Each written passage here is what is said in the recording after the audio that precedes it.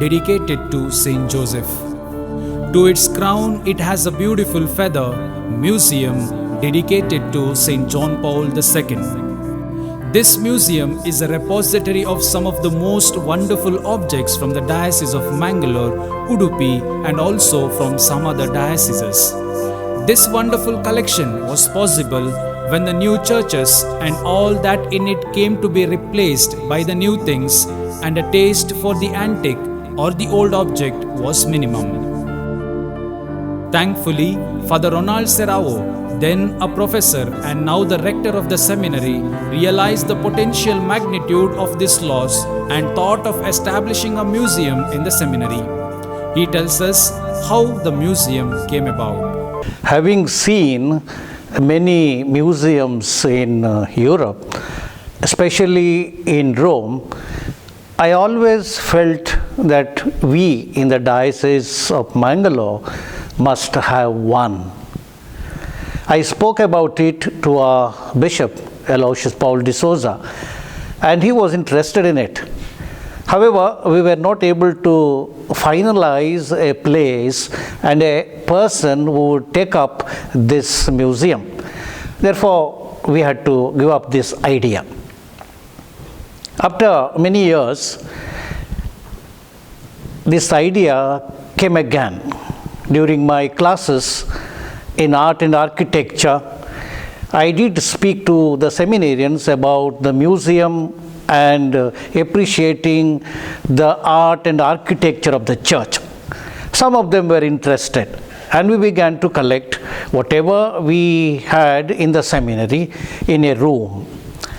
And gradually we put together all these things, and in the year 2014-15, we were able to organize and have the museum inaugurated, and we gave the name of John Paul II to our museum. Well, I spoke about this museum to our priests, some convents, and even to some laypersons.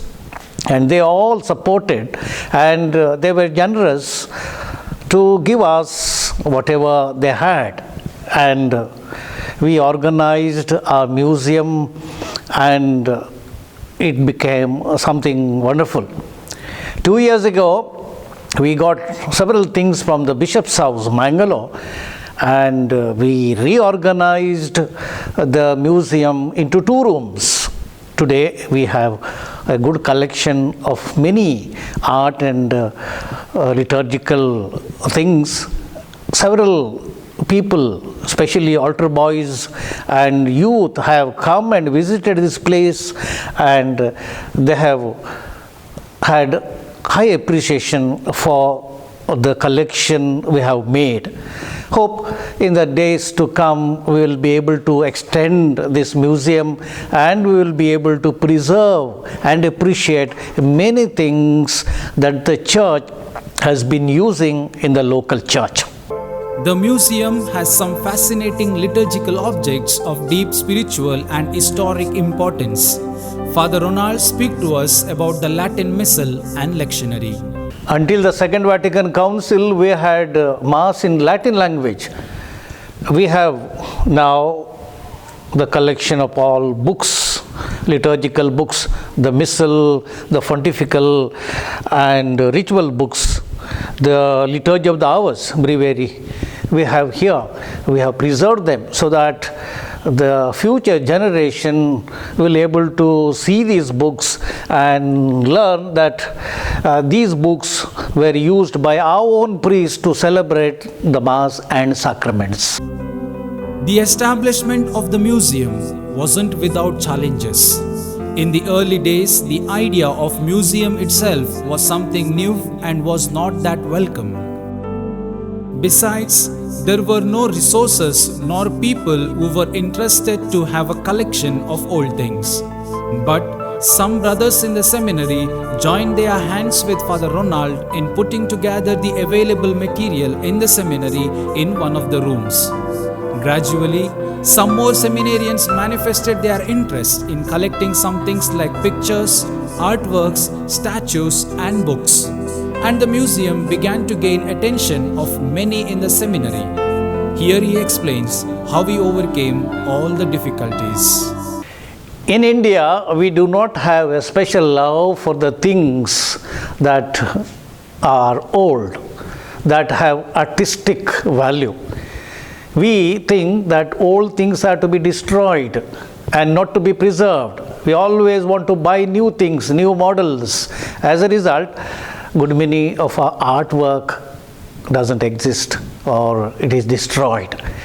Therefore, to create a love for the things of old that has got artistic value is very challenging. Secondly, we also need to find some persons who will help to bring together all the things that we have and preserve them. These were the challenges I faced as we began the museum. Gradually, these things were made good, and we were able to instill in the hearts of some seminarians a little love for artistic work, especially liturgical vessels, liturgical vestments, statues, and artistic pictures, and we were able to organize them. And well, once they were organized, there was a goodwill, and now the things are better, and we are working in such a way that we will be able to extend this museum in the days to come.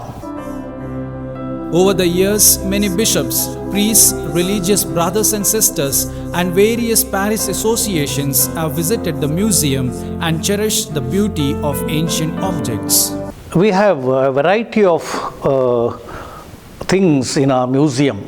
To start with, we have the tabernacles here, we have the vestments, we have the mitre of the bishop, we have the liturgical books, we have the statues, we have the chalices, ciboria, monstrances, altars, and so many things that have value in the area of liturgy, catechetics, and also theology.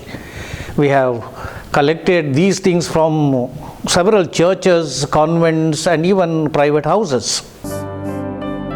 The museum work goes far beyond being repository of historic objects.